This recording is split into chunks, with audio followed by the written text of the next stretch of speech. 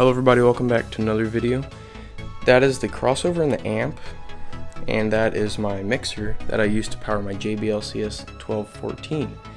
And that is a Behringer 502, which is just a pretty much just a one channel because that's all I need for right now.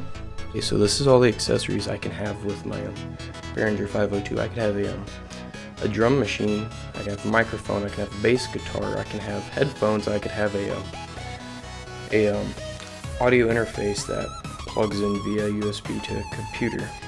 So this is how I have my audio mixer set up. I have one line in, I have all my EQ stuff set, and I have one main out, and right there are the headphones, and that is the headphone volume and the main mix, and it has where I can plug in my audio interface to my computer, and it has these for right here is bass guitar, right here is the drum machine, and these are just main out. Out of that goes over here into the main input of my crossover.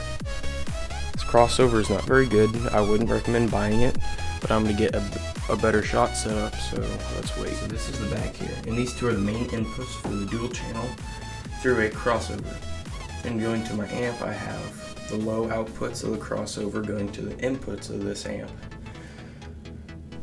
and that just amplifies the low notes and takes it to my subwoofer.